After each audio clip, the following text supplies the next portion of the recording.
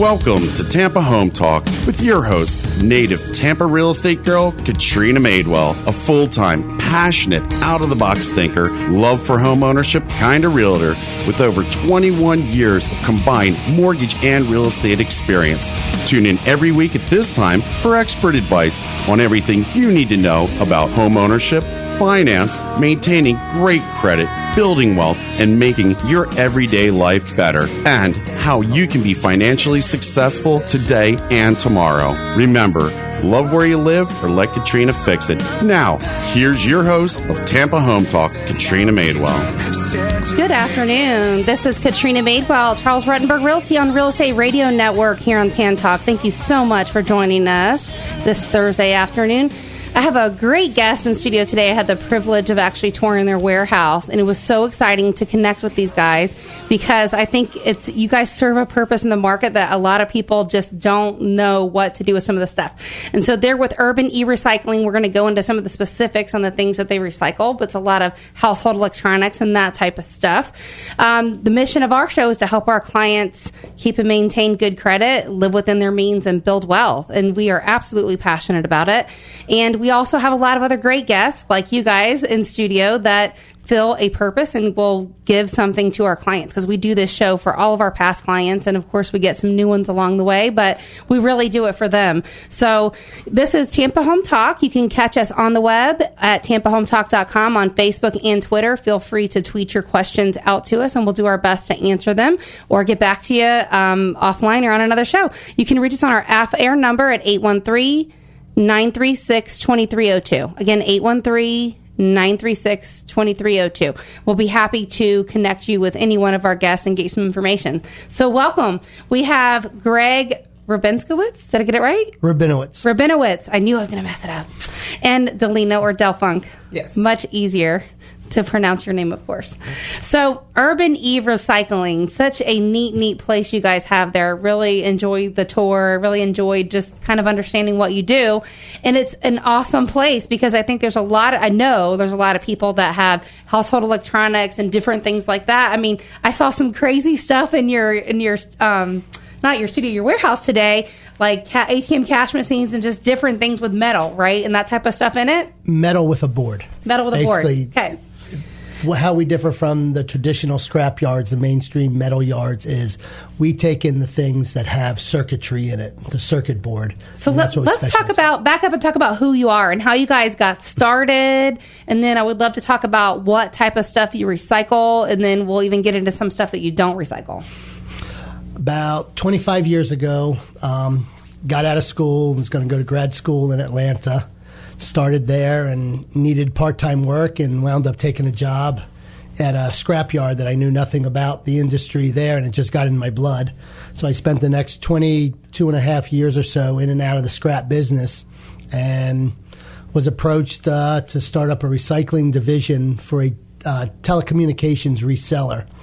And I just saw that this was the wave of recycling. Now, is that a requirement, like the federal government, for those places to recycle that stuff? No, it's part of their bottom line. Gotcha. It's stuff that they don't sell. What do you do with it? Okay. It's just it's kind of like a sister-in-law of the metal recycling industry, but it's everything made in the last 30 years or so is electronic to some extent, and it's there's a problem about what to do with it, but it's also a business. So we just decided to go forward with that and see how we could do it. So I know there's a lot of people that are like, I have this old computer now. What do I do with this? I have this old laptop. I mean, I saw power supplies in your warehouse. I saw so much stuff. Yeah, exactly. We take it in, we dismantle it to its very core. Yeah. You saw the plastic goes in one bin. Every component goes in another bin.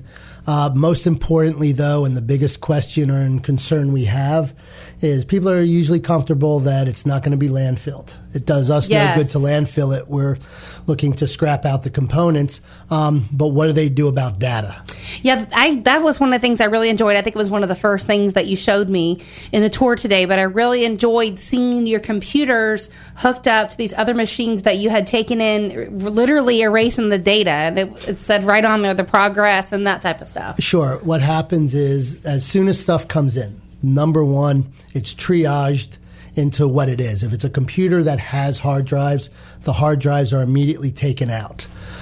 It's brought over to our testing and wiping area that's been set up. We have 2 state-of-the-art wiping machines. We have a third one on the way.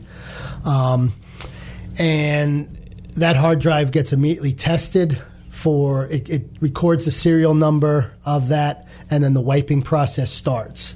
It goes... Now, what's the purpose of recording the serial number?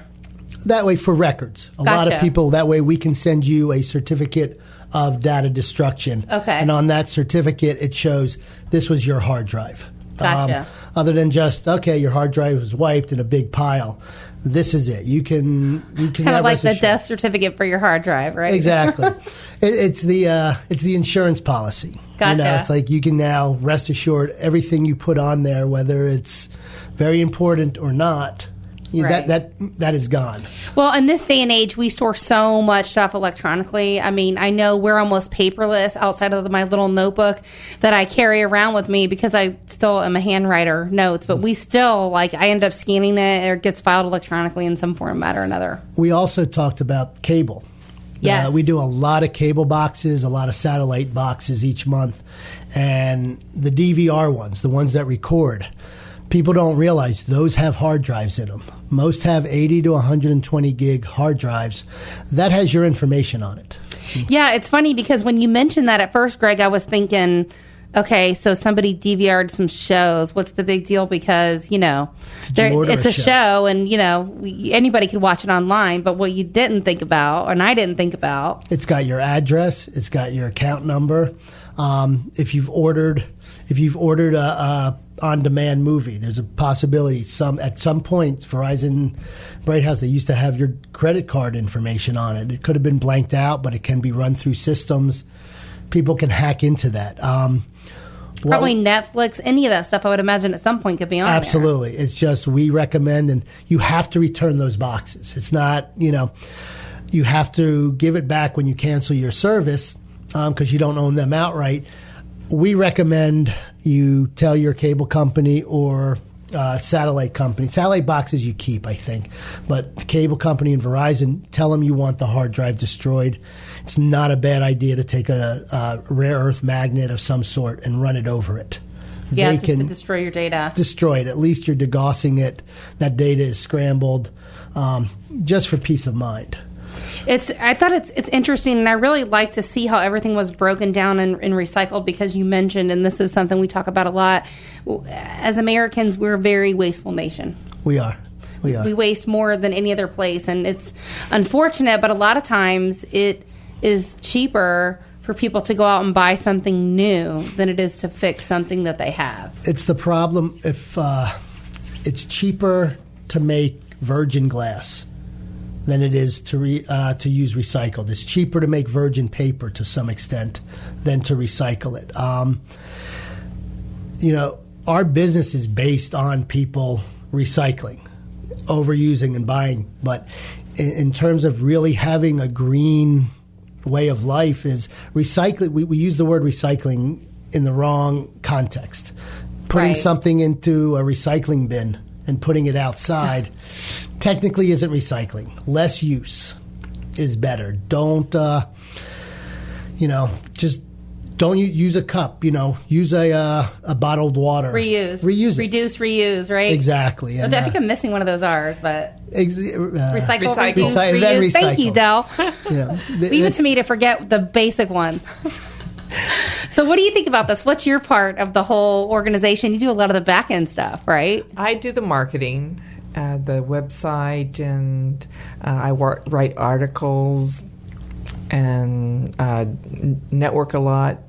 I'm in the South Tampa Chamber of Commerce and just get our word out there. A lot of people have no idea that we do this and there is no cost. Right. Yeah. So it's absolutely free to you. If you're listening to Tampa Home Talk right now, make sure that you reach out to us across the web on Facebook, on Twitter. We're going to post Del and Greg's information on how you can get a hold of them so that they can come pick up your used household electronics and things that you don't want anymore. They can likely recycle them for you, dispose of the components they don't need properly, and then you recycle the rest for your profits, right? Which is how you allow people to give it to you for free and not have to pay to recycle it. Exactly. That's how we make our money. It's and it's we used to get interesting questions like, why the people were suspicious why there is no charge. Right. And fact of the matter is, we've made a business out of refining, sending it to refiners, sending the metal to the metal refiners, the plastic to the plastic grinders, stuff like that. And that's what pays the bills and lets the company grow. So there's no need we need the supply material. There's no need to put a charge back on you.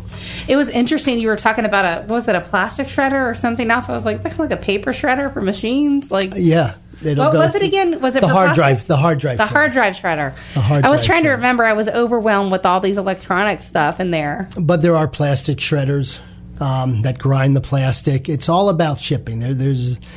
Unfortunately, there's very little in this area at that level. Mm-hmm. There are shredders, large shredders, but it's with transportation costs going up. You need to get as much weight onto a truck as possible. So the more you minimize it, that's why we break things down. Gotcha. So completely. It was interesting because a lot of those little components, like you wouldn't even think about it, the plugs that go into the back of the computer, into your monitor, all those little pins have metal. Mm-hmm. So it's interesting to think you guys just, like you said, break it down to its most simplest form and recycle it. It was a learning process. And we've had some good mentors. Right.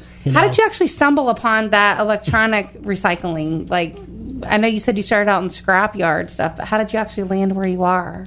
Well, when the the telecom resellers, which means they buy high-end equipment, massive phone systems, and they would resell it. They needed to open their recycling division. Right. I applied for the job, took it, didn't know and I learned it there. And then you had to figure out what to do with the stuff that you got, right? Exactly, but I had a good connection from the old days. I knew how to network out and ask the right questions, and from there we've built a network of mentors and colleagues. People that can help you get it done. I thought it's interesting you have some great relationships with other people that take some of the stuff that you also don't recycle. Sure. So, and they dispose of it properly or recycle it or what have you. Absolutely. Urban E Recycling is a DBA of the main company set up as Urban E Consulting. Gotcha. And the consulting part is we pride ourselves on that. If we don't take something, if it's outside the electronic range, even if it's a CRT monitor TV, which we don't take, we will find you the outlet. We have those connections. We will tell you where to take it, how to take it, and what to do with it. You're listening to Tampa Home Talk. This is your host, Katrina Madewell. We'll be back in just a minute. We've got to take a quick break, but we're going to get into more of what Urban E-Recycling does and go into the details. Back in a minute. Hi, I'm Ike Antonio Thomas, Director of Salitas House, where we offer homeownership workshops, pre-purchase counseling, foreclosure intervention counseling for homeowners at risk of losing their home, financial coaching for adults and teens. Come sign up for our program where if you save $1,000, we'll give you $1,000. Call us 813-425-4847. Again, 813-425-4847. You can like us on Facebook or you can find us on the web, salitashouse.com. Ask me about an inside secret to save several hundreds of dollars on your annual homeowner's insurance premium. Text the word WIND, W-I-N-D, to 813-377-2775. Again, 813-377-2775. I'm John Rakowski, the broker with Charles Ruttenberg Realty.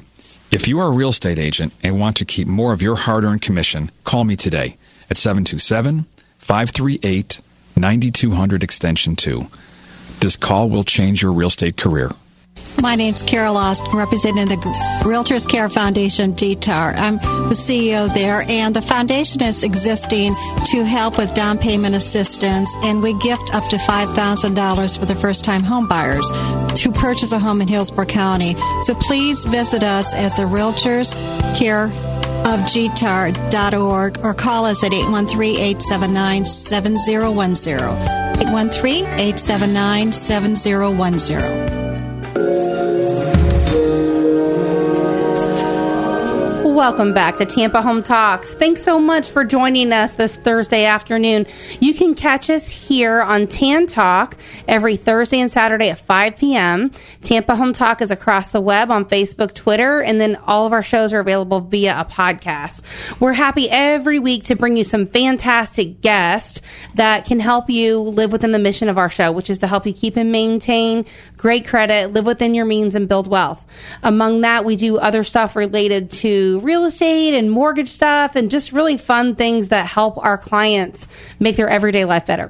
And so that's why we invited you guys in today, because I know myself personally have been in that position where, I've had offices. I told you I had an old Savin copier, and that thing sat in my garage for I don't even know how long. My husband would have been so happy to get rid of that sooner. And I think we ended up taking it to a business that was having a recycling day. And so what happened was they actually dropped off their used electronics, and I think you guys probably picked it up, but I just didn't know it at the time, and I didn't know you. So it's interesting because I'm sure everybody listening to Tampa Home Talk right now has some stuff in their garage that can be recycled that they probably just need to get rid of. And since it's spring, they're probably going to be doing a lot of that.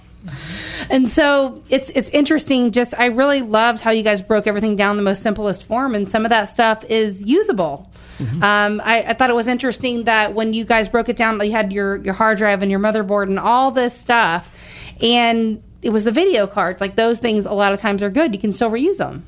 Most parts what we're seeing is a lot of older computers. Most of the parts work. Even some of the newer stuff. One little component goes bad in a computer, it's going to shut down the rest of it. Right. And the memory might be bad. And in this day and age of technology, people change their phones, their computers, at least every 2 to 3 years. For the most part. And we see the cycles. We see the cycles of what's coming in. Is that in your experience as well? Like, Del, Greg, how long do you guys see stuff? Like, what are those cycles? Is it every 2-3 years? 3 years average. 3 years? 3 years, yeah. It's we're seeing, in terms of cell phones, there's a lot of BlackBerries coming in. Yes. Right before the whole smartphone, touchscreen craze exploded, BlackBerries were the smartphone. Exactly. Mm-hmm. They were and everyone had it. They were perfect for businesses. Right. And all that. Now we're seeing them come in, by the hundreds. Also, the parts are, we work with a lot of computer guys. We work with a lot of artists.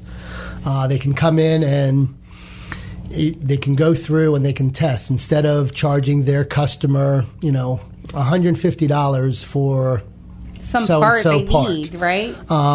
They'll get it, a little bit better than scrap value, but it's a complete saving for them. We believe in creating the cycle. We don't want everything. It's like, if we can help somebody else make money on their business and they grow their business, and that filters down to the customer, then we've created a cycle, which recycling is. And if you can reuse something or get somebody, I know there's a lot of people, and my mother-in-law, she's European, she's from France, and we really are a wasteful nation. We really are. When you see what other people do and just how they live, and it's completely different. So instead of, buying bottles of water by the caseload, they could just have maybe a big 5-gallon jug and refill it up. Absolutely. Little things like that I think we kind of take for granted. We don't look at, and just it goes by the wayside. So the one positive thing, though, is even though we are such a wasteful nation in general, is we do care. We do care. We have great regulations. We have the rules. We have the laws. Where a lot of countries, the whole China is basically just an environmental nightmare that's just starting. The Green Wall is just being built there now. It's a figurative thing, but they're starting to actually get environmentally conscious. Well, like you said, I think people here, they care, and if they knew where to recycle, they would. That's a big point. Let's talk about some of the things you take. Can you guys give me like a list of all the stuff you can think of? I know we mentioned BlackBerries. We mentioned old computers that don't work.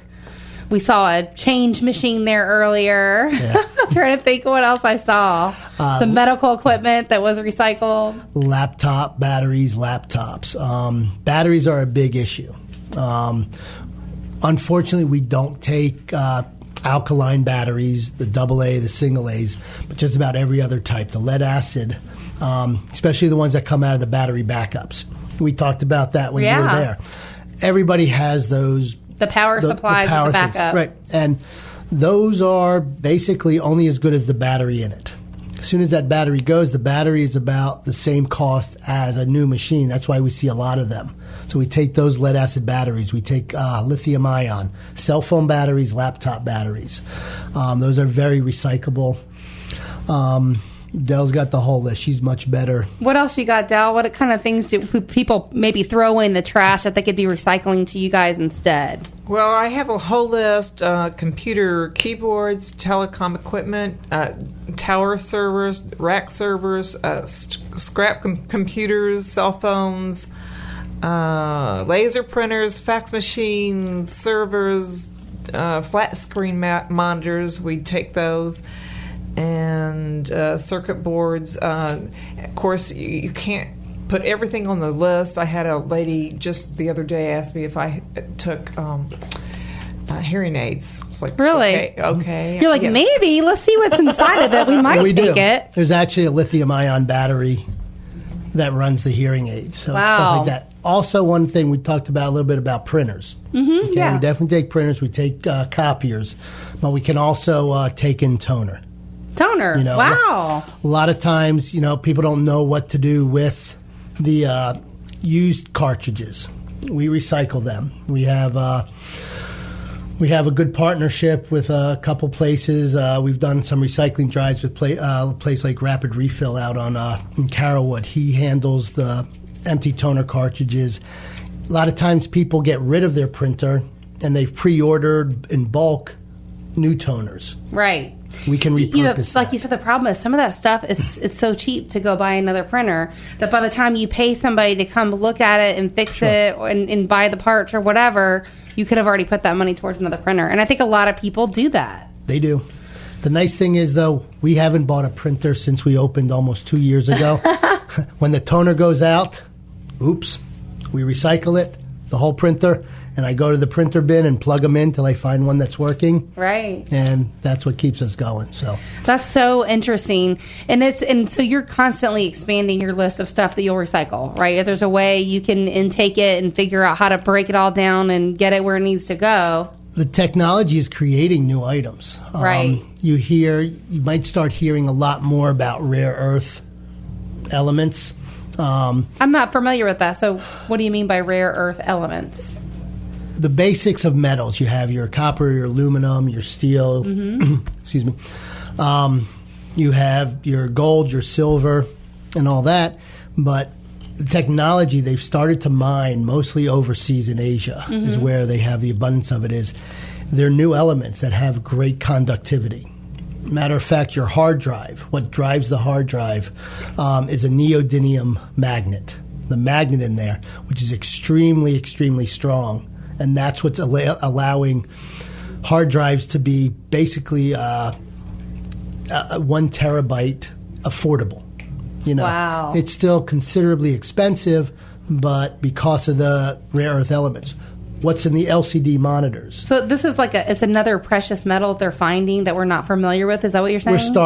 We're starting to find the process. We've known about it, but they've created the ability to mine it somewhat affordable.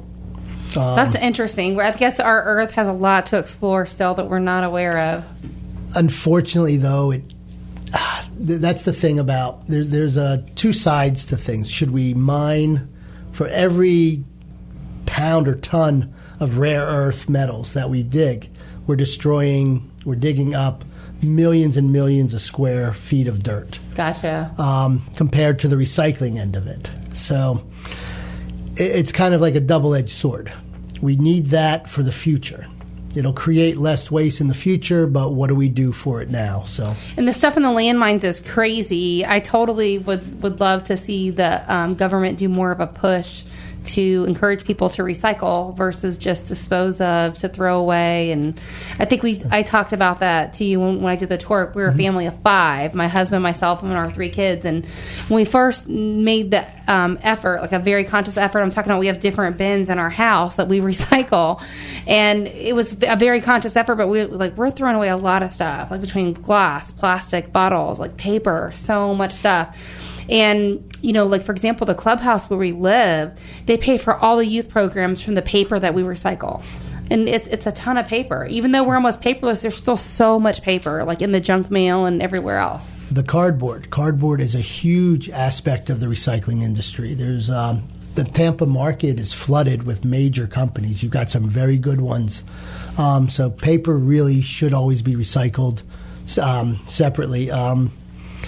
It's just interesting, though, because like I said, from a family of 5, we would go from, 5-6 bags of trash a week down to maybe 1.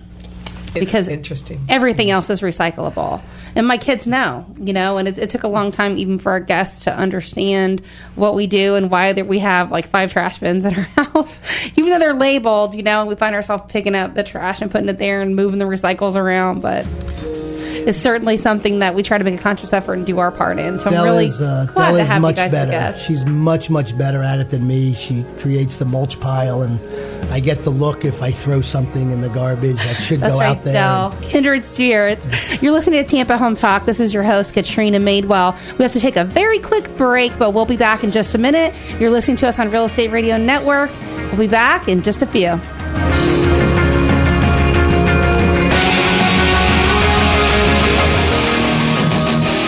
Curious what your Tampa home is worth? Here's an easy way to find out what homes like yours are selling for in today's market. Text the word value to 813-377-2775 for a free report on Tampa house prices. We'll send you a free report with up-to-the-minute statistics based on all homes for sale sold in your neighborhood over the last 6 months in all price ranges. To get your free report on Tampa Bay house prices, just call or text the word value to 813-377-2775. If you are a real estate agent and want to keep more of your hard-earned commission, call me today at 727-538-9200 extension 2. This call will change your real estate career. Curious where your credit score is? Text the word credit to 813-377-2775. Not sure where it needs to be in order to buy? We'll tell you. Simply text the word credit to 813-377-2775 for access to your credit score now. Hi, I'm Ike Antonio Thomas, Director of Salitas House, where we offer homeownership workshops, pre-purchase counseling, foreclosure intervention counseling for homeowners at risk of losing their home, financial coaching for adults and teens. Come sign up for our program where if you save $1,000, we'll give you $1,000. Call us 813-425-4847. Again, 813-425-4847. You can like us on Facebook or you can find us on the web, salitashouse.com.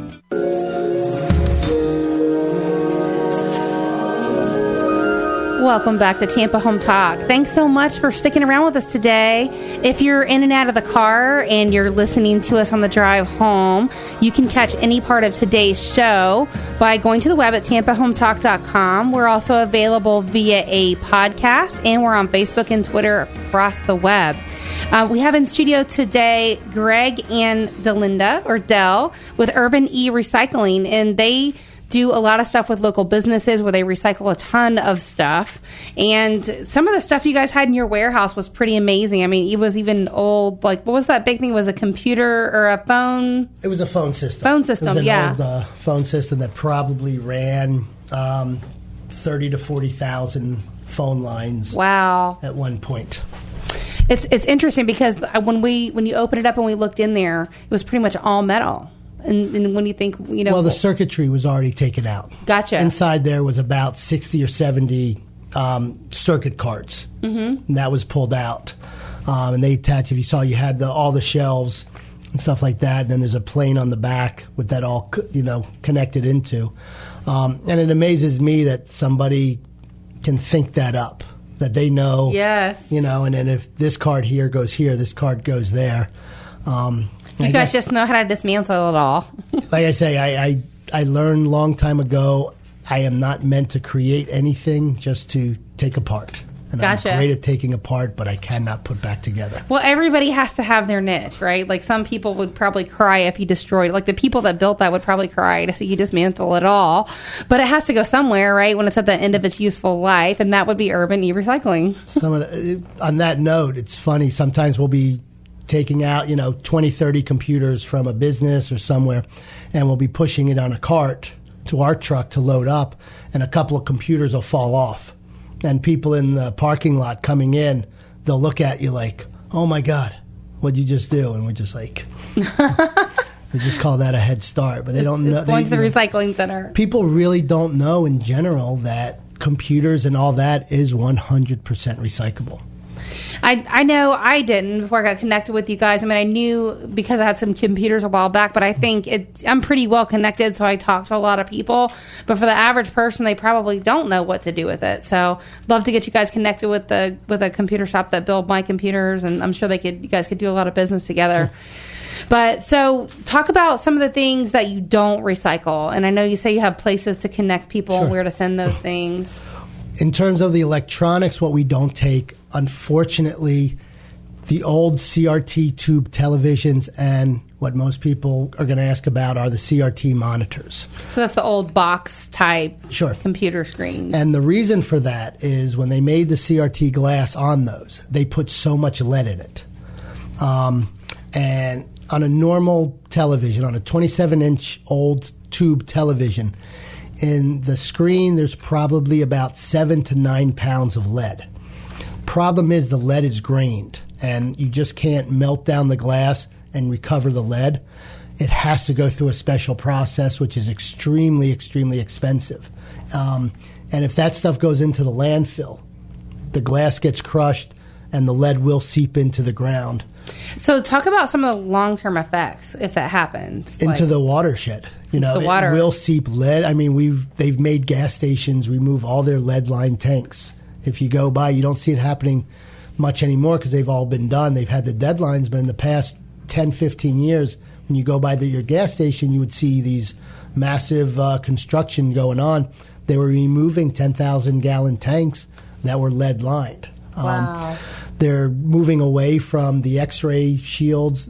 Anything with lead is being taken out. So I think we've learned over time it's hazardous. It can be toxic to people, but also the environment. Right. But the main problem is, and it's actually in our industry, we consider it more than a problem. We put it at a crisis level because of the tens of millions that are still out there. The problem is in the past, they could take them, recycle them, and make new CRT glass. They'd make new CRT monitors. We've moved on with the technology that we're now in an LCD monitor. Everyone wants the flat screen and all that. Tiny, small, portable, Sure. lightweight. And it's a completely different glass. It's a completely different process. And there's nothing that can be made out of that glass. So it's an expensive process for the recycler to get rid of it responsibly. There are You have places where you can direct for people to actually drop those Absolutely. items off. Businesses can't do it. There's other recyclers like ourselves that specialize in that, and you can call us and we'll direct you in that area. Residents in Hillsborough County, Hillsborough County is very, very proactive on it. There's 3 landfill sites in Hillsborough. The one on Linebaugh, the one on 579 in Seffner, and one in Ruskin. They accept them for no charge. They have a limited amount during the week, but on the weekend I think it's up to 5 if you are a resident of Hillsborough County. Pinellas County does have the similar thing. They have more of a drop-off. They have a electronics and chemical drop-off day throughout the month. Actually, we passed it on the way here. Okay. The signs were up on 60. And then what about for Pasco? Do you know? Pasco is not. They're working breed of their on own up there, just kind of doing their own thing. Exactly. They and we collect. We go into all these areas. We do Pasco. We do Hillsborough, obviously, and we do Pinellas. Pasco is a little bit behind the curve on that, but I know they are working towards that. I think their website's stellar, but they got a ways to go with some of the other recycling type stuff. And you made up an interesting point, Del. Instead of having, these huge trash bins and small little recycling bins, it really should be the other way around. Mm-hmm. Opposite. It was just as a very interesting point. So you'll direct people where to send that stuff, and you have someone that also recycles like styrofoam. And so, do you collect any of that stuff, or just for businesses? Or we will just. We have limited space, right? If I could probably be a little more organized, but it's limited space. We have we're moving into a larger warehouse in the same complex, but we only handle the materials that we deal in. But we will direct you. We have a very good relationship, and it's a fascinating process for styrofoam, and they've got They put it through a grinder and they mold it into bricks, and it's sold to be recycled. We have partnerships with companies that deal with the fluorescent bulbs. Light bulbs, especially in businesses, are very, very difficult to get rid of. They deal specifically in that. They handle that responsibly. There's people that handle the light bulbs from the residents' houses. Now, I know you mentioned Earth Day coming up, and you guys are doing a recycling drive soon, right? Yes. Do you have any of the details on that, Dal? Do you know offhand, like how far away it is, or what the date is, or where people could try and think about gathering all their stuff and dropping it off? Well, this is in Valrico. Okay. And it's a homeowners association that's doing that. I do not have the address in front of me. It's actually that might be a great thing to organize. Like, I would love to see a lot of our HOA presidents get involved and realtors being proactive and in their neighborhoods and organizing these drives. I will certainly do it in my neighborhood. And I would love to get you connected and, do that. So how much time do you think you need in advance to start a drive to be successful for you guys, for you to come pick up the stuff and make it worth your while? Because obviously you don't want to send a truck to pick up 1 or 2 computers. Right. To market it properly, probably 4 weeks, 4 or 5 weeks. That would make sense. It's also, we've done them different ways. We've run them over the course of a month. We've run them for a week, and we've done it on one day. Basically, the build up to it is the most important. Absolutely. The information, our best success. Well, that probably makes more sense, because I would imagine most people, not you guys, that's what you do, is you have it all over your warehouse. But most people, like if it's a business and they're collecting those items, or they're going to be a drop-off place so that you guys can come pick it up from one location, they probably don't want a lot of that stuff just sitting around for weeks into months. Right. So if they could get it in maybe a day or two before, and just like you say, push for that one particular day to pick up all those items. We're also on April 12th. There's the Learning Gate School, which is a charter school in Hillsborough County that specializes in just all environment. Yes. It's a green. It's a fascinating. It's an amazing place. They sponsor Learning Gates and Lutz, so it's a great place for people that are near Hillsborough, Pasco, north end of the county, south end of Pasco. It's a good place for them to. They run a special program once a year, and they used to hold it at their school. This year, they're actually holding it at Lowry Park, and we'll be participating in that also. And we're teaming up again with Rapid Refill, who we've done 3 other for the toner cartridges. Okay. Because they're dealing with a lot of people with printers and that, they make sure their customers have an outlet for that. And we'll be doing another drive with them. So you guys will be at Lowry Park Zoo on the 12th of April? Yes, more for an information basis. Okay. They're not allowing us to drop off. Not collecting stuff. But we're going to be setting it up. We're looking to... You're going to have a truck ready just in case? The truck will be at the HOA in Bloomingdale. Gotcha. Off of Holloway. And something like this, we're looking to, for this drive, we still have to work out the details. We'll be doing that, and the proceeds from that, we'll be sending 1 or 2 kids to summer camp. That's awesome. Up at Camp Weewa up in Apopka. I thought it was interesting that you guys have a mission and a purpose, and I know we do a lot of stuff with Salitas House, our nonprofit that specializes in foreclosure counseling, intervention, and homeowner education so that people can be set up for success. It's really important to us, and it's part of the mission of our show and who we are as a company. So you guys also partner a lot of times with nonprofits, right, to do pushes for these and then donate a portion back for different causes, Sure. correct? So what are some of the things that you guys have done? Like, who have you partnered up with to do these pushes and the drives? And then just talk about some of the stories that you, like some of the people you've helped. Meals on Wheels is one of our organizations that we did a drive with. Hark. One of Hark. our first ones was Hark, they've changed their name on that. We did we did a veterans. It's not Wounded Warriors, but it was a veterans organization. That was our latest one. We did one for an animal. What we do, we go. They promote it. They promote it. And be a They come to drop-off us. site, I would imagine, and you guys pick up? Depends sometimes? how it's set up.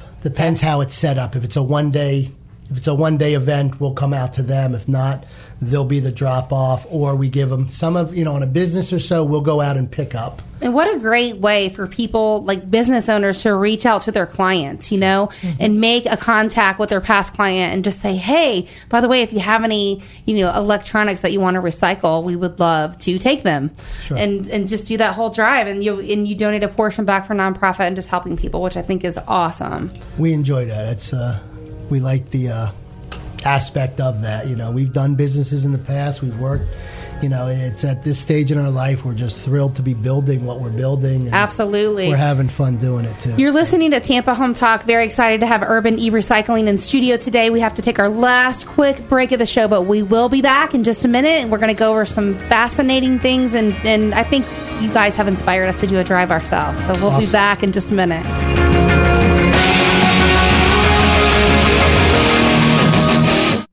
About an inside secret to save several hundreds of dollars on your annual homeowner's insurance premium. Text the word WIND, W-I-N-D, to 813-377-2775. Again, 813-377-2775. I'm John Rakowski, the broker with Charles Ruttenberg Realty. If you are a real estate agent and want to keep more of your hard-earned commission, call me today at 727-538-9200 extension 2. This call will change your real estate career. Hi, I'm Ike Antonio Thomas, Director of Salitas House, where we offer homeownership workshops, pre-purchase counseling, foreclosure intervention counseling for homeowners at risk of losing their home, financial coaching for adults and teens. Come sign up for our program where if you save $1,000, we'll give you $1,000. Call us 813-425-4847. Again, 813-425-4847. You can like us on Facebook or you can find us on the web, salitashouse.com.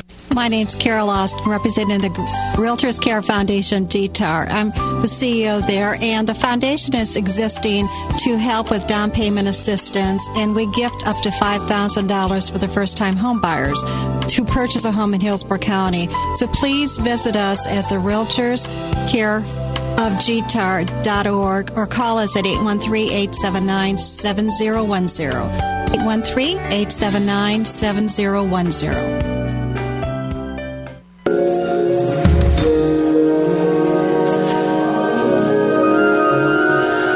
Welcome back to Tampa Home Talk this afternoon. Thank you so much for joining us here on the Tan Talk Radio Network with Real Estate Radio Network. We are here every Thursday and Saturday at 5 p.m. You can find us on 1340, 1350, and 1400. So we're very excited today to have in studio Urban E-Recycling. They recycle a number of electronics for not only your household, but they do a lot of stuff with businesses. They do a lot of big pushes to do like a recycling drive. And I know there's a lot of people listening that have stuff in their garage. Probably their parents have stuff in their garage that just kind of went there. They don't know what to do with it.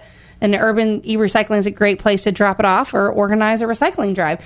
So, Del, can you just go through that list again one more time? Because I know people are driving and they're in and out of the car and they may have missed some of the things that you guys take. Okay, this is just a partial list, but computer keyboards, telecom equipment, tower servers, rack servers, scrap computers, cell phones, network switches, laptops, laser printers, fax machines, computer cables, flat screen monitors, UPS battery backups, and circuit boards. So a lot of these regular business components and old machines that don't work, I noticed you guys take a lot of the times. Old stereos, VCRs. So the 8 tracks and that kind of stuff, you guys are all about it, right? Yeah, you saw some of the older stuff we had there. Thankfully we're not hoarders. Whether it be we would have trouble getting rid of anything. I think we saw an old Apple computer from one of the original ones. Exactly. It was back in the early 80s. You saw the Wang computers that we dated at about 77, 78. Yes. And there was one that was a desk that was all bolted together, and the computer was part of the desk, and the printer was all mounted in one. It was a 380, and there was a 386 computer on that. That thing was probably the thing to have back in its day. Imagine what it cost. Think about it. It was probably rolled from office to office. Yes. Everybody got their turn. One computer, or they probably had it one central location. You probably had to go to it. Was more than likely the case. So, talk about, because you guys recycle and once you break it all down into the small components and you send it back out, you guys send literally tons of stuff. So, talk about how much stuff you dispose of properly on a monthly basis. We've been doing, in terms of the electronics, in terms of the boards and components of the computers, we're averaging upwards of 80,000 pounds a month of just that, with another 20 to 40,000 pounds of the plastic, the steel, the aluminum, offshoots of the computer and the electronics. And we're a small company, and there's dozens in a 100-mile radius, much bigger than us, that are doing 10 times the volume. There's just so much stuff. It's astounding. That is so much stuff to move. And, I would much rather see it run through an organization like yours than to see it end up in a landfill. Absolutely. And it's just, so be responsible, guys. We're going to encourage you to get with Urban E-Recycling. You guys are in Tampa. You're right off I-4, I-4, right? 56 in Hillsborough, just about a mile west of the casino. Yeah, so pick up. The next time you're going to go to the casino, you could just shoot on by and drop your stuff off. Exactly. That would be a great place, actually, to get together and arrange a drop-off there. You could leave your computer with us, and if you don't win, you can come back and sold the GM a house. I'll have to connect with him and see if we can make that happen. You're listening to Tampa Home Talk, and this is your host, Katrina Madewell. If you missed any part of today's show with Urban E-Recycling, I'm going to encourage you to check it out on the web, on Facebook, Twitter, on our website, Tampa Home Talk. We're all at tampahometalk.com, and all of our shows are available via a podcast for listening later. So who are some of your big partners? Do you have a lot of businesses that connect with you guys regularly or do that whole life cycle with you every 3 years? Where they just recycle their old computer stuff or do it's arrange? Surprising how many times that they call us, the large businesses, every quarter sometimes, or every 6 months. Well, they probably have waves, like most places. They have a budget and they have certain machines and things that they buy during certain times. And so you probably got the stuff from the life cycle 3 months ago, but you're hearing from them every 3 to 4 months. We love the small to medium-sized businesses also. They're the ones that, they need the outlet. They're replacing their stuff. Their stuff is so intact. They've got closets full of them. Right. They seem to be so environmentally friendly. Just from our experience, that they've got rooms that they haven't been able to use for a year because they've piled it all up and don't want to landfill it. Wow. So if you're that type of business right now and you want to do the responsible thing and recycle all those electronics, we certainly encourage you to check us out at tampahometalk.com. We're going to post Urban E-Recycling's announcement card there so that you can get a hold with them and they can arrange a drop-off and pick up for your business. A couple of quick announcements. I just want to let those of you that have been loyal followers of the show listening, the band that does our opening music that you hear at the beginning of the show and the end of the show, and as we break for segments, Sunshine and Bullets, they are actually going to be releasing a new album next week, and we're going to have them in the studio one day, likely on Thursday, I think, of next week. So you'll definitely want to check them out and be part of their release party, which is going to happen next Friday, the 5th of April.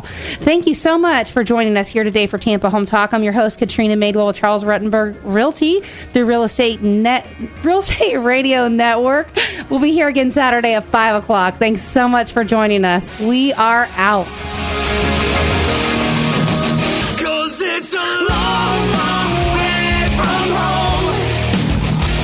There's no reason to belong.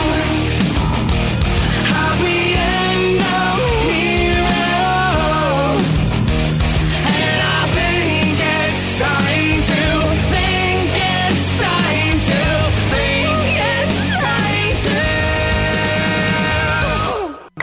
WTAN, Clearwater, Tampa Bay.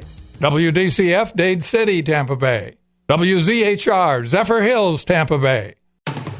From the Sunshine State, this is Tampa Bay's Tan Talk. Hi, this is Aaron Davis, owner of Hillsborough Title. Hillsborough Title is a local, family-owned title agency here in Tampa Bay. Our service, strength, and knowledge make us different. We've served Tampa Bay area for over 30 years. From Polk County to the Gulf, Pasco to Manatee, Tampa Bay, we've got you covered. Call us at 813-712-8888 or visit us on the web at thebesttitle.com. That's thebesttitle.com. Ask me about an inside secret to save several hundreds of dollars on your annual homeowner's insurance premium. Text the word WIND, W-I-N-D, to 813-377-2775. Again, 813-377-2775. I'm John Rakowski, the broker with Charles Ruttenberg Realty. If you are a real estate agent and want to keep more of your hard-earned commission, call me today at 727-538-9200 extension 2. This call will change your real estate career. My name's Carol Ost, representing the Realtors Care Foundation, DTAR. I'm the CEO there, and the foundation is existing to help with down payment assistance, and we gift up to $5,000 for the first-time home buyers to purchase a home in Hillsborough County. So please visit us at the Realtors Care of GTAR.org or call us at 813-879-7010. 813-879-7010. Welcome to Tampa Home Talk with your host, native Tampa real estate girl, Katrina Madewell, a full-time, passionate, out-of-the-box thinker, love for home ownership kind of realtor with over 21 years of combined mortgage and real estate experience.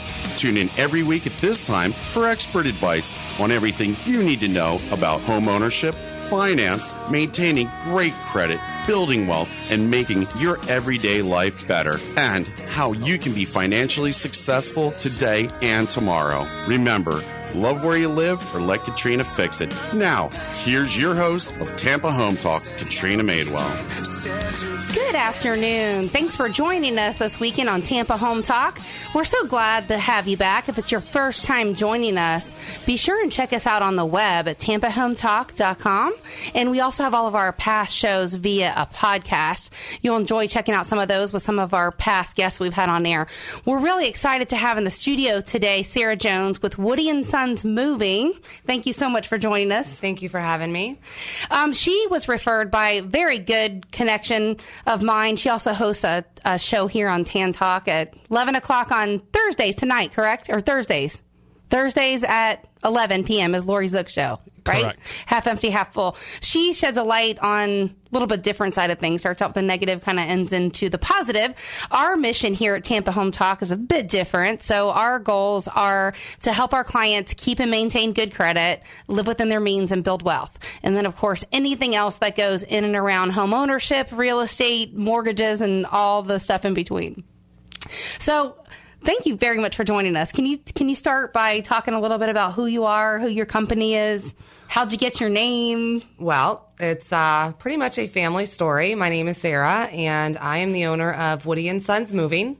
Clearly, the name shows a family-based business. It was actually myself and my husband at the time who kind of fell into the industry just trying to survive with the economy falling apart. He had lost his job. I was pregnant. I had medical issues. I had to stop working. We started working off of Craigslist, had no knowledge of being business owners or the moving industry, and started doing day-to-day hauling for people. Upon doing so, I ran into one of my clients who was a very wealthy business owner and said that you guys have a gold mine here. You have something working for you between your customer service and your action. How long ago was that you started? 2008 was when we actually started it, what I didn't know as being illegal movers. In 2009, we registered a business with the state of Florida and became what is known as legal, licensed, and insured movers.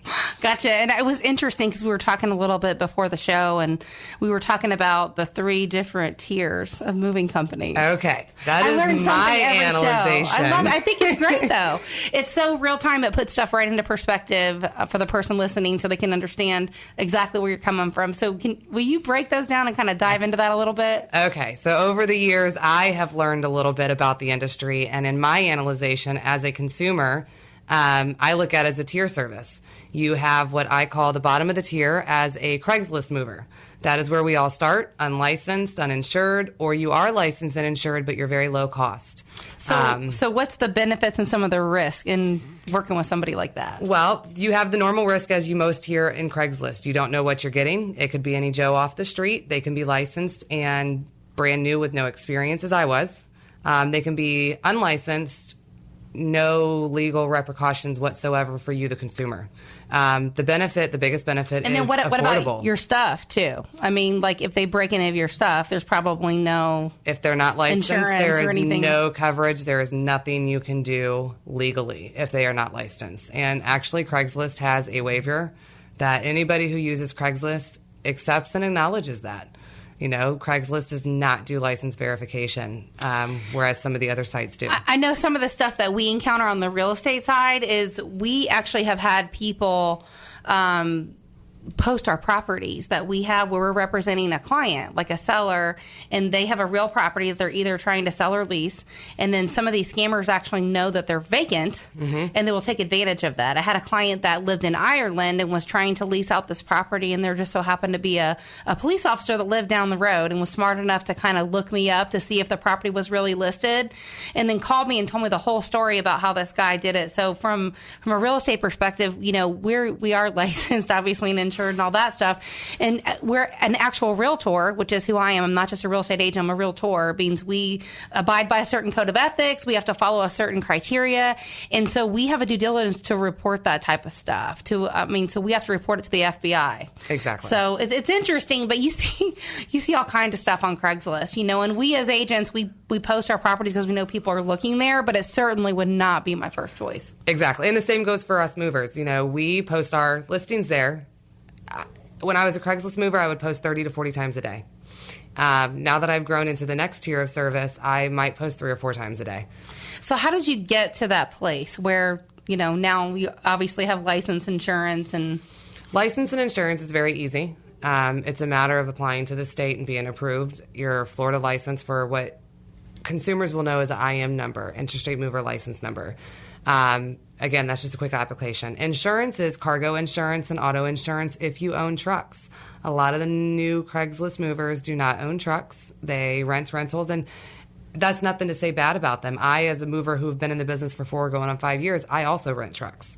But I also have 6 of my own. Right. You know, so is there any liability or anything for the people that are renting trucks from these places and then moving somebody else's stuff? Like, no. How does all that work if they get in an accident and someone's stuff's all crashed up? Unfortunately, that's the risk the consumer takes. Gotcha. Because, well, and you know, and it really depends on how they rent it. Every rental, Budget, U-Haul, Penske, they offer a coverage. But the renter accepts or denies. So it's going to be a question of, do they want to spend the extra $8 to $23, depending on who they rent from, to have up to $5,000 in coverage? Keyword, up to $5,000 in coverage. If you have your household items in a truck that is rented and the mover is licensed, did they take that insurance? So it's probably not going to cover the baby grand, is what you're saying. No, not at all. It's probably not going to cover the master bedroom set with the 4-poster bed and granite top. right. Dressers either. So, all in all, whether you go with a tier 1 in my analyst or my analytical mind, a tier 2 or a tier 3 mover, it's a risk. Florida is a no-fault state, and unfortunately, the one thing that concerns my clients the most is even when you have an insured mover, it's 60 cents on the pound per item is what the state of Florida offers. And I think that is one thing that has gotten me where I am. Break that down. What do you mean by that exactly when you say that? So here's an example. Let's take that master bedroom set, okay? Florida movers are required to carry a $10,000 cargo insurance policy, or B, I believe it's, and my numbers could be off, so forgive me, but for the bond, I think it's a $100,000 bond. Mm-hmm. You have to carry one or the other. I personally carry a $10,000 cargo policy. This is what covers your items. If I'm moving your client, you send me a client, we're moving their bedroom out of their home, along with all their home furnishings. They have a second floor home. We're walking the headboard of this massive 4-poster bed down the stairwell, and oh my God, one of the guys trips and falls and he tumbles. Not only is the headboard destroyed, but now the client says, what do we do? Florida Movers License or Florida's Movers Insurance says, okay, submit it to the insurance company. They're going to discover that it's a total loss, and they're literally going to write your client a check for that headboard that weighed 200 pounds. They're going to do 60 cents per pound on the 200 pounds. Okay. Which ultimately, in my opinion, as a mover and as a consumer, is a slap in the face. So I think where I personally have grown in business is I don't typically honor or offer the 60 cents on the pound. I take it to where I either give my clients an option to go and purchase a third-party insurance, which they can do so. It's not cheap. What does something like that run? Do you have any idea? Usually $6 a pound on the poundage. I've gotten quotes. So you load up a truck and you see how much it weighs? No, actually, the client, are responsible for making the call. You call a third party. I want to say Baker's Insurance is something like that. Okay. I could be wrong with the name. Just kind of curious how that works. They would take an inventory, and every item, your dresser is an estimate of 30 pounds. Your bed is an estimate of 200 pounds. They take your inventory and they say, okay, you have a cumulative estimate of 5,000 pounds of items. And they're going to charge you a dollar amount per poundage. And within the industry, you have your up season and your down season. So typically in the on season, which is the summer months and stuff that we're walking into, their dollar per poundage and coverage goes up. Now, yes, so they change the rates based on seasonal? Is that what you're saying? They can, yeah. Wow. Movers do it as well. I personally don't. My rates stay the same year round. I do change every year that I grow. Just to get out of that bottom tier now into what I am, the middle tier. And then you have your corporate movers, your franchise, 2 men in a truck, apartment movers, stuff in that nature. Gotcha. Whereas those guys, you hand a big check to the owner and you say, give me a few trucks and give me the industry. And that's how you become those movers. They probably pay the insurance through the nose. So as a result, they have to pass some of those costs on to the consumer, I would imagine. Correct. Right. So, Frederick, how we doing on time, Cedric? I've got another few minutes here. Okay. So let's talk about what are some of the things that people would need to know before they would actually hire a mover? What are some of the top things they should be asking? What are some of the things they should watch out for? That's actually a good question. When you talk about licensing, and you talked about your story with Craigslist and other people posting the homes, Florida has 13 human beings that regulate the movers industry along with the pawn shops. Wow. So they call it a regulated industry. It's not. By 13 people. By 13 people, exactly. So even if, you have a complaint, there's little recourse. But the license number, which is the IM number, my IM number is 1805. It is a known scam where movers continue to give out another mover's IM number so that they, face-wise, look legal. If you go to 800-HELP-FLA.com, there is an actual link on the website where you can check that license number to the mover's name and whether it's valid or invalid when it expires.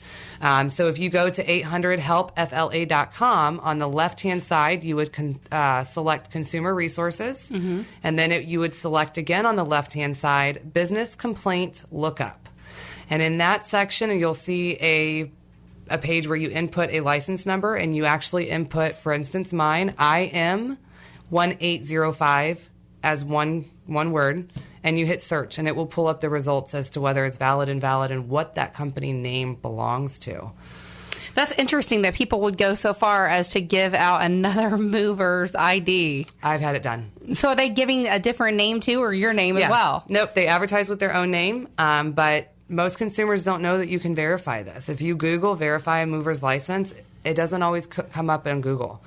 You actually have to look for it. So number one takeaway would be to verify your mover's license, that they're also they're licensed, but they are who they say they are. Exactly. So you're listening to Tampa Home Talk. This is your host, Katrina Madewell. I know that we just spewed a whole bunch of information at you, but we want to make sure that you get it. So we'll be sure to post those links and stuff on our website, which is tampahometalk.com.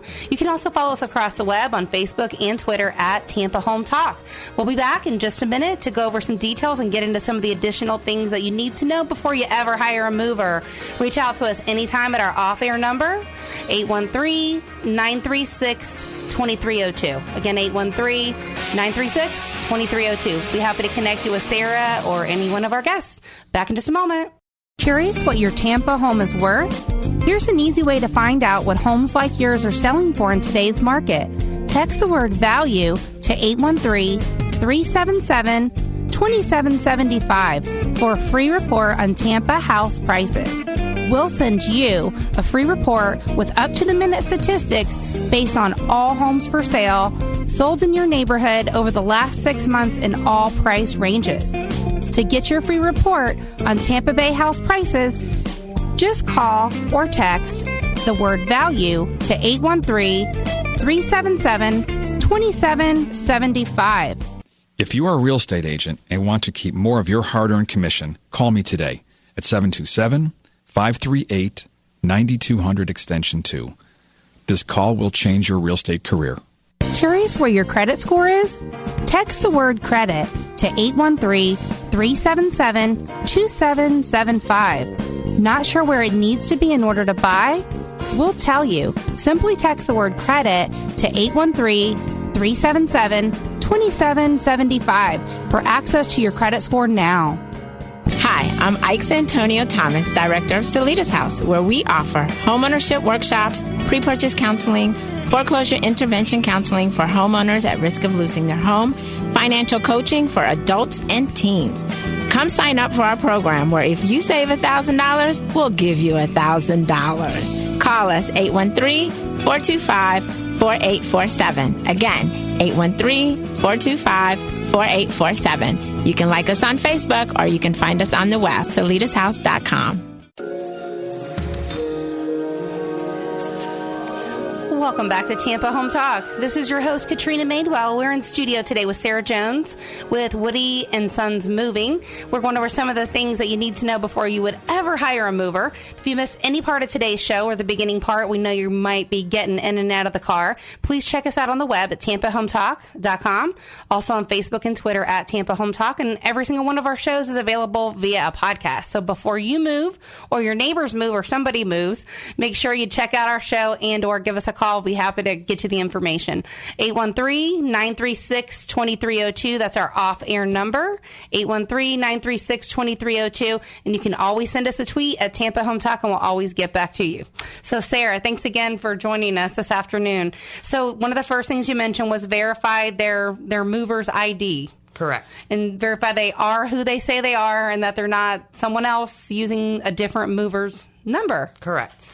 Because you can verify your complaints and that type of stuff, as you mentioned on the site. Okay, yes. So we'll post that stuff on our website at tampahometalk.com. So what are some of the next things? Like, what would number 2 be? Second additional would be the insurance. Often enough, insurance is canceled or relapsed or something in that relapsed. Gotcha. What is that it's other word? Out of date, expired. Out of date, it's not expired. Effective. Yes, exactly. And the state doesn't often catch up quick enough to disable that IM number. So the next thing you do is ask the company for a certificate of their insurance. This is a dual protection because if you drop that, grand piano and something in that nature. Yeah, we'll just use the baby grand for our little talk of the show. Yeah, because it's nice and expensive. That is a specialty mover, FYI, guys. Right. So, but they dropped the big... be anything. Like what else, for example? Like a safe? A good one is a TV, one of the plasma TVs. There you go. That's a great one. That could be Tumbles a couple down grand. the stairs. Yeah. Mm-hmm.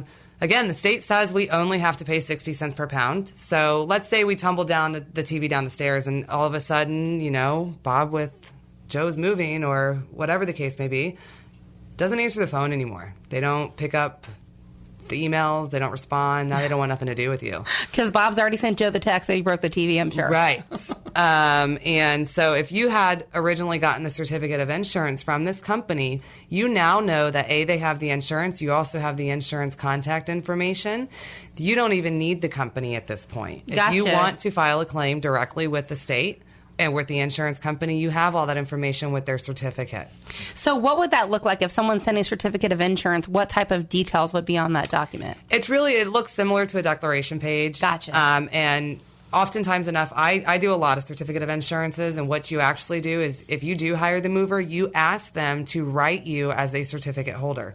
It literally takes less than 24 hours. I, the mover, would send it into my insurance provider or agent and say, I need Sally Johansson. I need her address written as a certificate holder for a move date of March 29th, this Saturday. So it's kind of like adding additional insureds. Right. It's really in insurance language. I imagine that's one and the same. It really is, yeah. And in insurance terms, it's called a COI. It's a certificate of insurance. It is full protection to the client. And, at that point, you don't need the mover. And the insurance company may or may not honor the 60 cents a pound.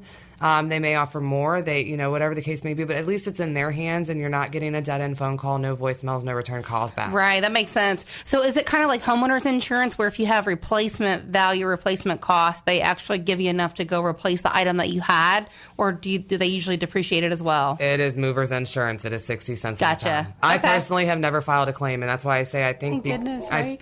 It's because I take a different standpoint. I don't want to submit my clients to 6 to 8 weeks of dealing with adjusters and insurance and this call and that call, and I really don't want them to get honored 60 cents on the pound. So often enough for me and my company, we try to repair or replace in-house. That makes sense. If it's, I've had any mover who says they don't have damages, don't hire them. Well, that's like saying, if you're a real estate agent and we've never had any problems. Right. Like we've never had a delay in closing. They always close on time. It just doesn't happen. With any provider, honesty is the key. And I can be brutally honest about my own business. And I have had damages. And I have had high dollar damages at times. We call that in our business turbulence. Like, one of the first things we like to tell people whenever we sit down with them is, look, we're going to make this as perfect as we can. We're going to be your pilot for this process. And if we can give you a turbulence-free flight, we're sure as heck going to try. Right. But we may encounter turbulence. And if we encounter turbulence, we can't, promise you that we're not going to hit any. But if we do, we'll do our best to navigate around it, under it. If we have to go through it, we'll tell you about it and we'll fix it. We'll make it right. Well, and I think it also results to the ethics of the business. A great example is, for myself, we have a client that we actually moved him yesterday or the day before. And they're actually private homeowners. They do a lot of rentals and vacation homes on the beach. They're a very high-end client. I move with them all the time, and it's just normally rearranging items that are extremely heavy. Mm-hmm. We had an armoire 3 days ago, 450-pound armoire. The stairwell was not friendly. The guys attempted it, and they backed down, and they advised the client that, hey, look, this is not safe. This is probably going to get damaged. We need you to sign a waiver that if you want us to move forward, we advise against it. We're not going to accept responsibility. The client signed it. They continued to try to do the move. Mind you, I will say this, and so help me God if my insurance agent is listening, I'm so sorry, but we do everything we're not supposed to do. We go above and beyond. So they shouldn't have moved this armoire, and they did, and unfortunately it fell. And it fell onto one of my guys. He is okay. But the armoire was destroyed. Any other mover, and I want to retract that. I wouldn't say any other mover. Any unethical mover, maybe unlicensed, maybe licensed, would say, you signed a waiver, I'm done. I'm not doing it. I'm not going to accept responsibility. I, on the other hand... You're still going to try. I have now picked up all the pieces to the armoire, and as of today, we have delivered it to a repairman who says he can fix it.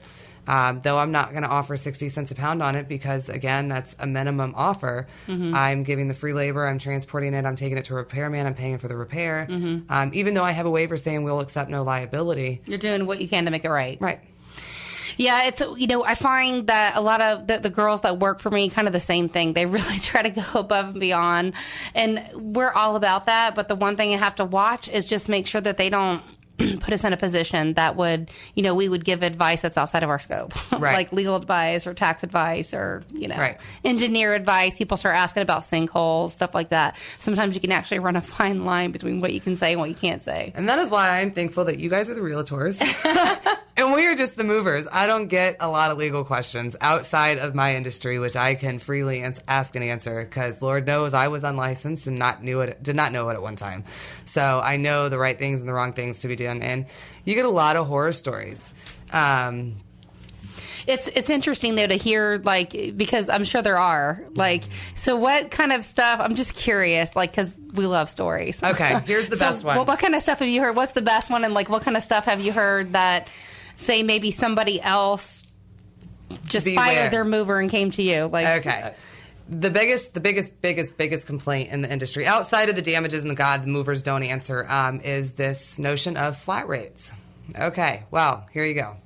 All movers are by the hour. It's any consumer, even myself. If somebody comes in on hourly rate, I don't want you sitting around, and that is a fear. So movers advertise flat rates. You have got to be careful as a consumer because this is the biggest scam. I hear it every year, at least once a month, twice a month, that the last mover I hired, they were going to move me and they gave me a flat rate for $600. They came out to the home and they looked at everything.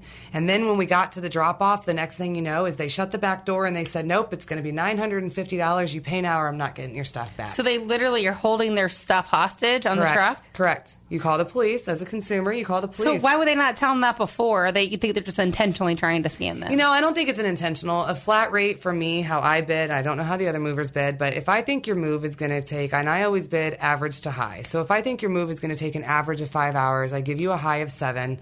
Let's say 7 hours is going to cost you $700 for simple figures here. If you absolutely demand a flat rate, I'm probably going to give you a flat rate of $900. So you're going to quote on the high side to make sure that you've covered your bases. Me personally. Yeah. But I think the reason what happens when other movers have demanded higher money at the end and they held the stuff hostage is because the move has had a variable that's not seen. You don't know if there's going to be a 250-foot walk on the other end. That we are often and not enough told by the clients that, look, my elevator on the 5th floor is all the way around the building. There's only one service elevator and we have to walk down the hallway and down another hallway and around. And a mover doesn't plan for that and they're not told that, and now you have a flat rate and you have depended on this $600 flat rate. The mover holds your stuff hostage, and quite frankly, you know what the police tell you? It's a civil case. Yeah, I could see that. I could totally see that. That is nuts, because when you think about your stuff, moving is hard enough. Right. People are going to want to just get their stuff unloaded as fast as possible so they can sleep in their bed, right? And it's an awful situation. It really is, to hold somebody's stuff hostage. And I personally, I don't like flat rates. I will do them on occasion. I really am just completely against it. And I've lost a lot of clients because I won't do it. But I try to explain to them that if I think your move is going to be $700 at the max, I'm going to charge you $900 for a flat rate because I don't get to see that new home. I don't get to see the stairs that are going to the 3rd floor. You should just ask the realtor. Most of the time we have videos or virtual tours of the place and you get enough to get an idea. Well, see, my goal is to gain all you realtors on Team Woody & Sons so that I can go directly to you guys, but we do get a lot of private homeowners and, people who look at us up on Google and we don't get referred, so it's like, who do you ask? Google can be a good referral source, but people like us, I think, are certainly better. Absolutely. So I love my realtors. For those of you listening, thank you, and thank you. Realtors are the best. They know the details of each side, and often enough, they're a buffer. If the client is nervous, or if they don't have time to provide the details that we need, often enough you can go to the realtor, and it's a partnership. It really is. It's a partnership. And that's the thing too, is when we recommend our show partners, it's usually somebody we've worked with a lot. We've referred a lot of clients to them. We're very familiar with their process, and we try to let the nuts go early. That's my saying. So if I think they're just wackadoos that called me off Google, I'll usually say no and kind of back out that point. So most of the time my referrals are pretty good because we like the people we work with. I've learned the hard way to say no. I used to never say no, and I learned the hard way that you have to say no. Sometimes you do. You do. You're listening to Tampa Home Talk. This is your host, Katrina Madewell, and we have to take a real quick break here, but we'll be back in just a few minutes, and we're going to continue with our 10 things you need to know before you ever hire a mover. Sarah Jones here in studio with me today with Woody & Sons Movers, and we'll be back in just a minute. Stick around.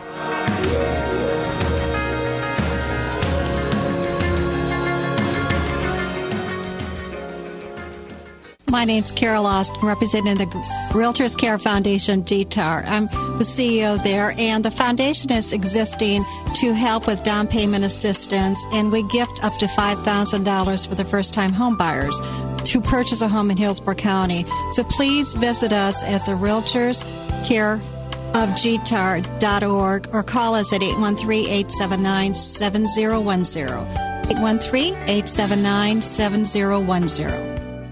Aaron Davis here, owner of Hillsborough Title, serving all of Tampa Bay. Our service, strength, and knowledge make us different. From Polk County to the Gulf, Pasco to Manatee, Tampa Bay, we've got you covered. Visit us on the web at thebesttitle.com. That's thebesttitle.com.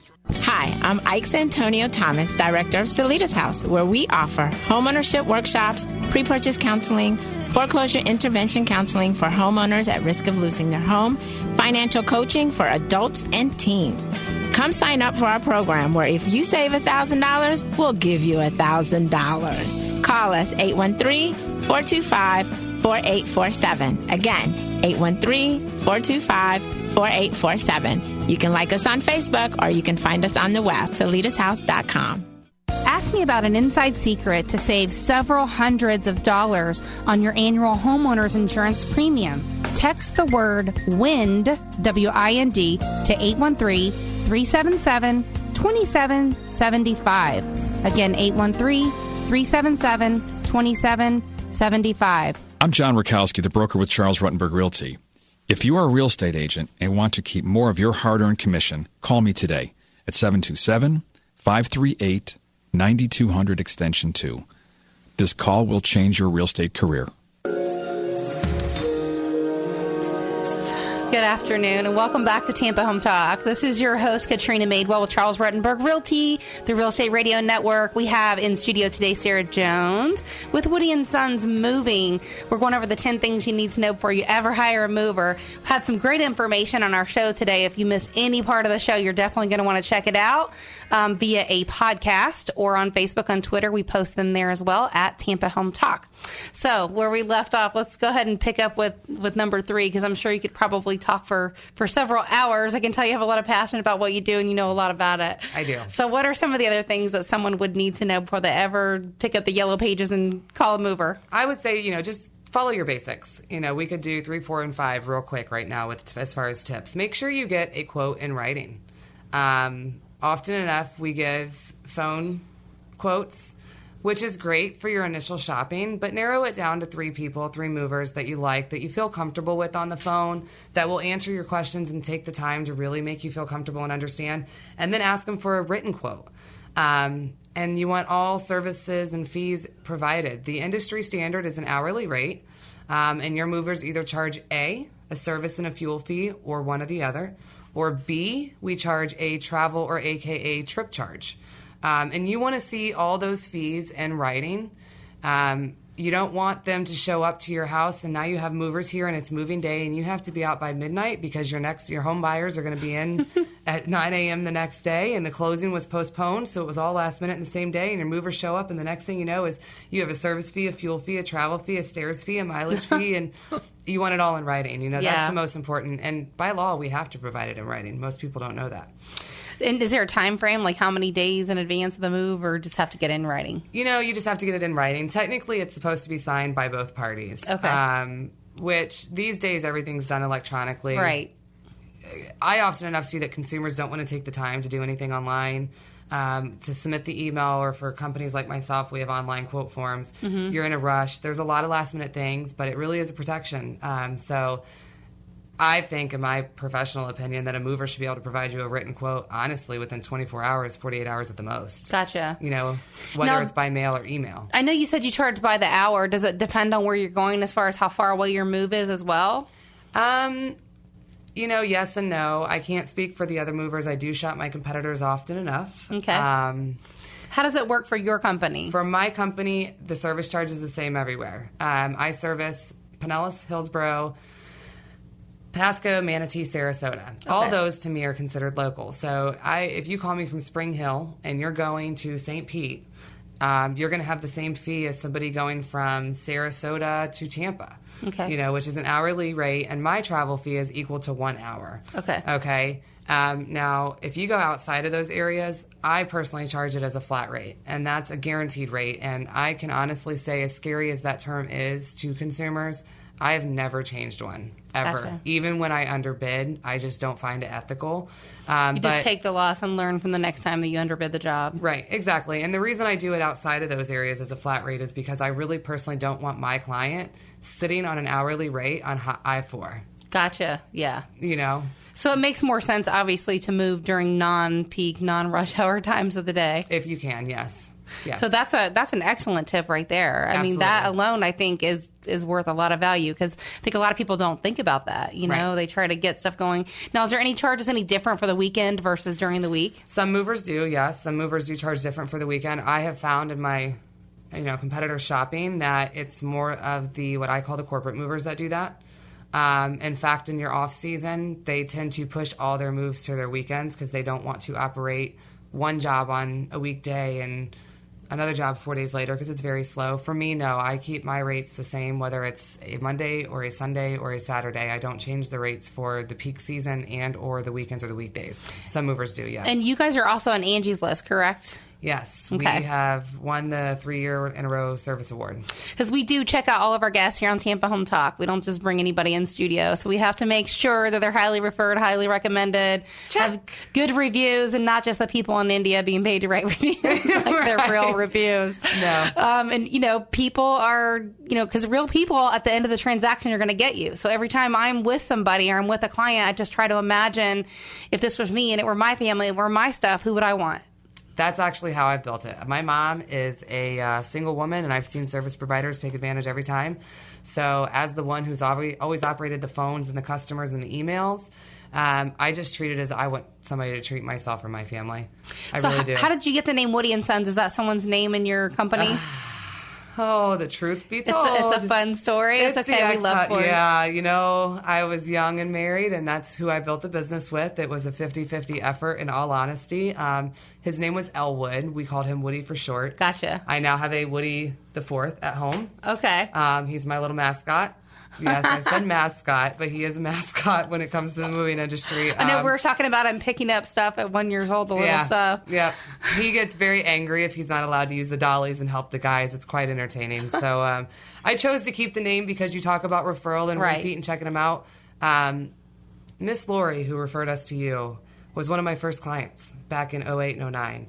She still moves with us. She still refers to us. People know that name. It also insinuates she's a great client to have, too. I call her one of our little squeakers because we always get these people that they're our high referrers. Like, we know the people that just tell everybody they're our little squeakers. She is a wonderful, wonderful, wonderful person. And I've told her several times that, if I had enough push to make people fix their credit, I would hand her out left and right.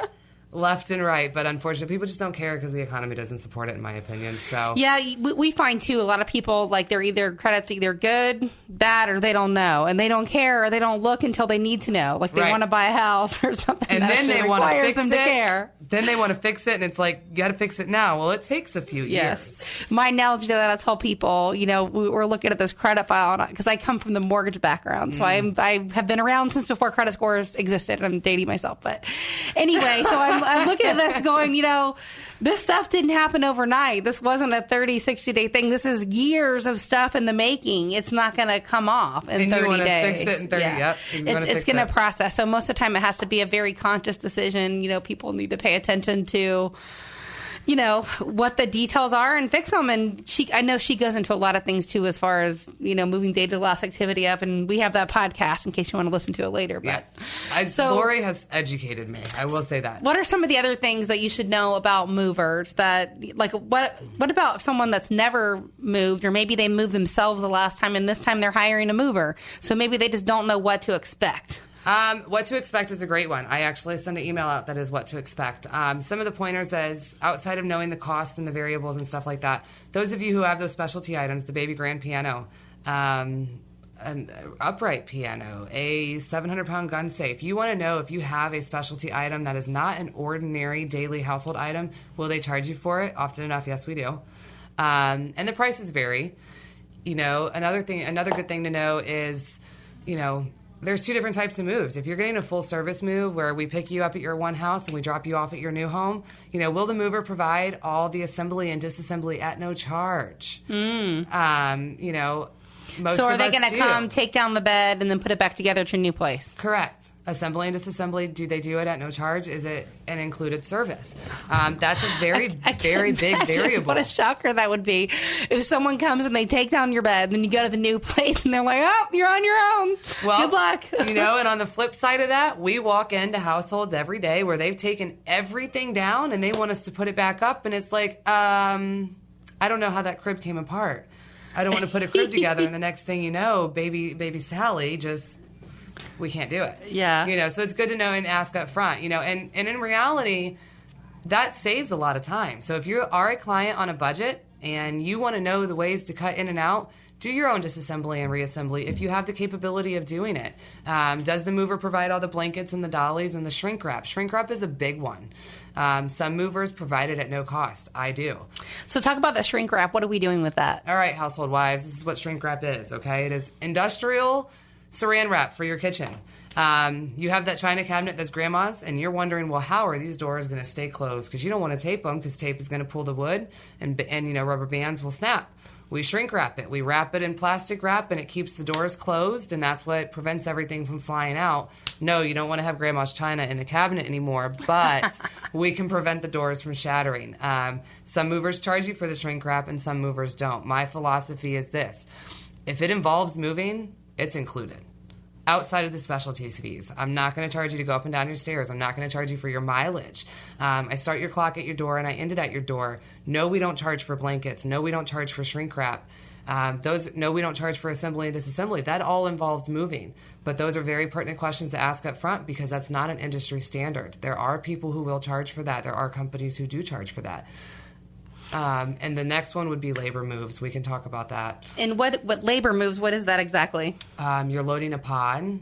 Gotcha. You're unloading a truck. So we've seen more and more that, I mean, we have some buyers that are actually, they buy another house before they go, and that's obviously the easiest, best way to move. But sometimes we know it's just not realistic to have that happen. So, which is a great point, because that's another point that we can touch base as a good question for clients. You're listening to Tampa Home Talk, and this is your host, Katrina Madewell. And we have in studio today Sarah Jones with Woody & Sons Moving. We'll be back in just a few minutes to wrap up our show. And we've got a bunch of great tips. We're going to post some more for you online at our website at tampahometalk.com and also across the web at Facebook and Twitter. Be back in just a minute.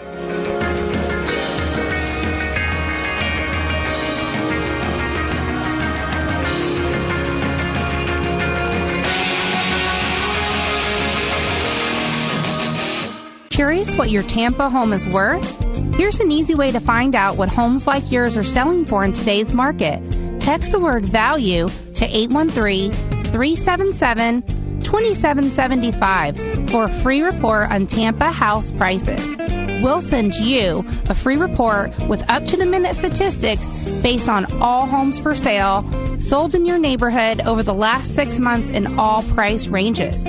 To get your free report on Tampa Bay house prices, just call or text the word value to 813-377-2775. If you are a real estate agent and want to keep more of your hard-earned commission, call me today at 727-538-9200 extension 2. This call will change your real estate career. Curious where your credit score is? Text the word credit to 813-377-2775. Not sure where it needs to be in order to buy? We'll tell you. Simply text the word credit to 813-377-2775 for access to your credit score now. Hi, I'm Ike Antonio Thomas, Director of Salitas House, where we offer homeownership workshops, pre-purchase counseling, foreclosure intervention counseling for homeowners at risk of losing their home, financial coaching for adults and teens. Come sign up for our program where if you save $1,000, we'll give you $1,000. Call us 813-425-4847. Again, 813-425-4847. You can like us on Facebook or you can find us on the web, salitashouse.com.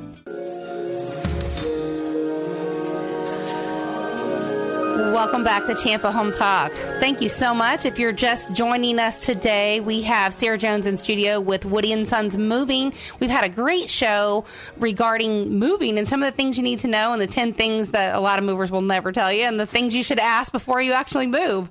We had a good time in here actually talking about some stuff during the break that we definitely want to include in the show. And we see this all the time, simultaneous moves, like where you're buying a house one day and selling one the same day, buying the other one the next. That's like a domino effect. There's so many things that can go wrong in that scenario. If you're blessed to have had that and you had a really great realtor, you need to thank them. And we do pull it off regularly, but I can tell you, I personally would not do it. There's a lot of hiccups that can be involved in that, but I know sometimes the circumstances people have to do it. So let's talk about that. If it's a same day move, moving out one day into the next one and deposits and all that stuff. Okay.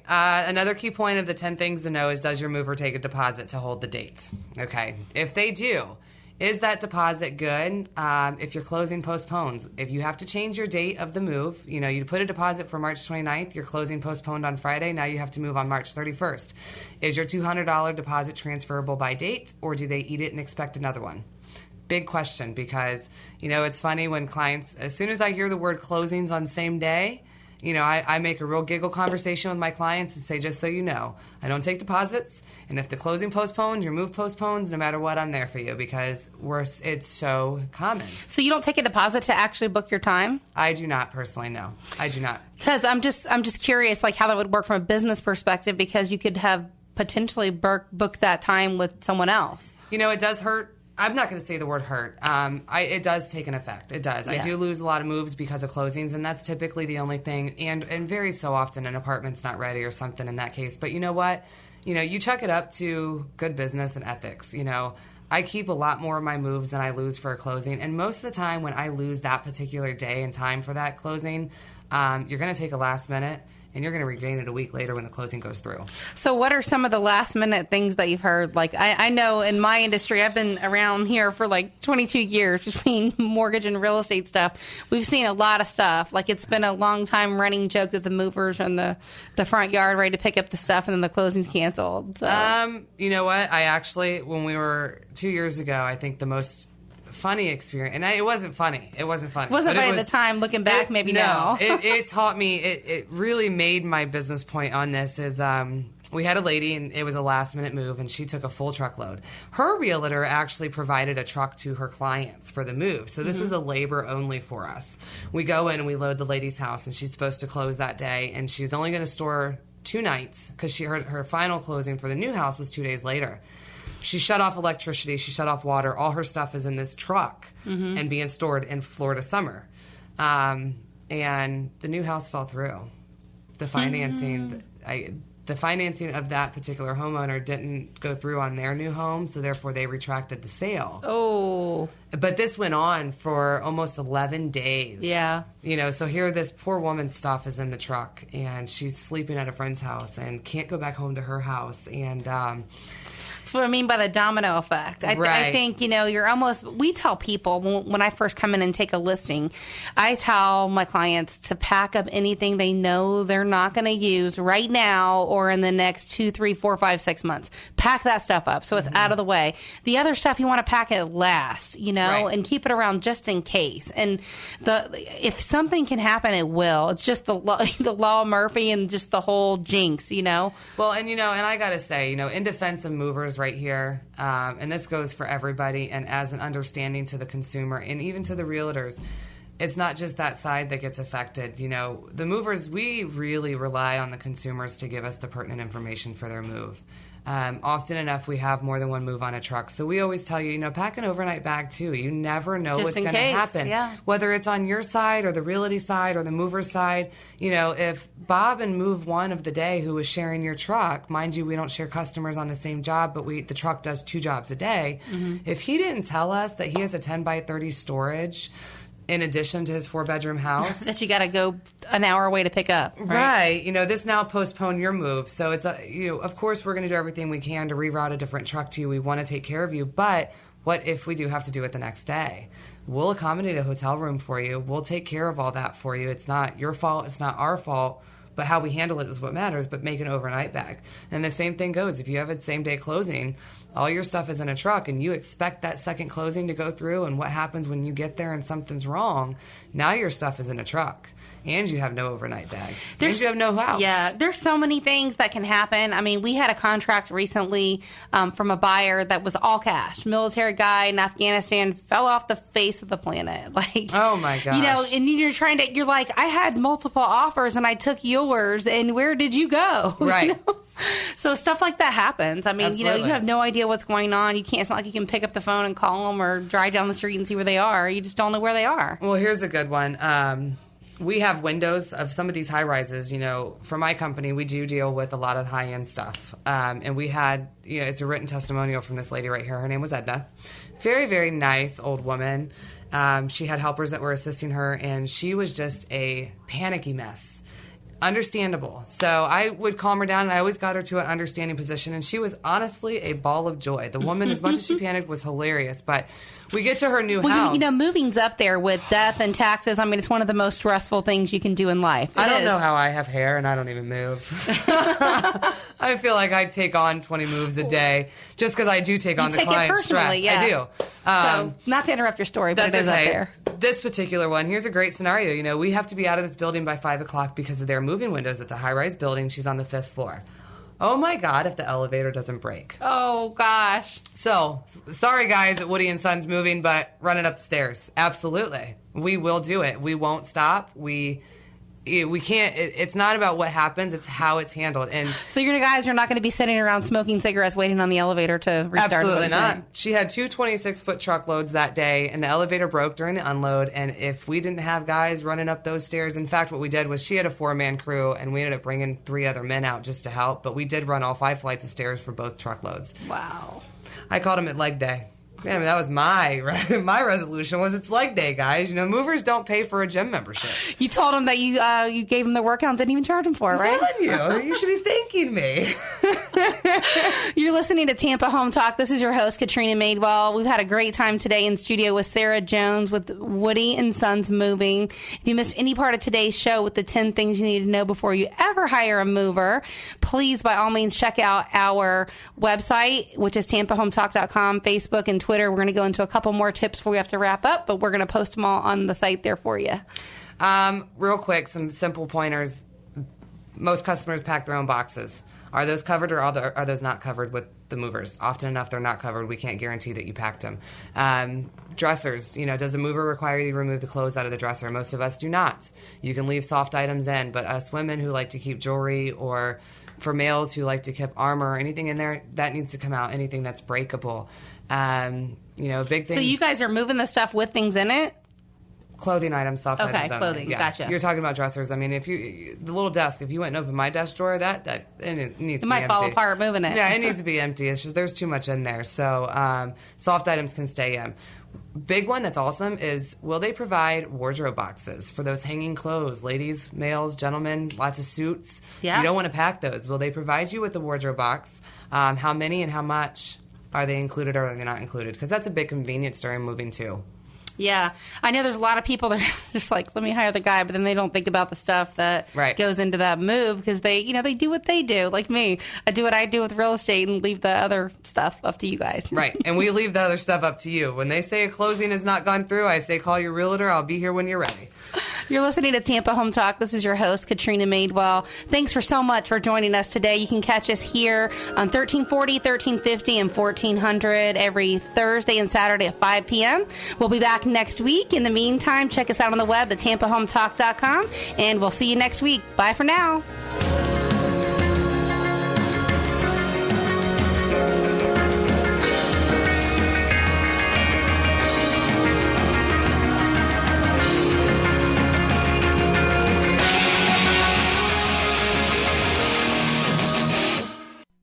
About an inside secret to save several hundreds of dollars on your annual homeowner's insurance premium. Text the word WIND, W-I-N-D, to 813-377-2775. Again, 813-377-2775. I'm John Rakowski, the broker with Charles Ruttenberg Realty. If you are a real estate agent and want to keep more of your hard-earned commission, call me today at 727-538-9200 extension 2. This call will change your real estate career. My name's Carol Ost, representing the Realtors Care Foundation, DTAR. I'm the CEO there, and the foundation is existing to help with down payment assistance, and we gift up to $5,000 for the first-time home buyers to purchase a home in Hillsborough County. So please visit us at the Realtors Care of GTAR.org or call us at 813-879-7010. 813-879-7010.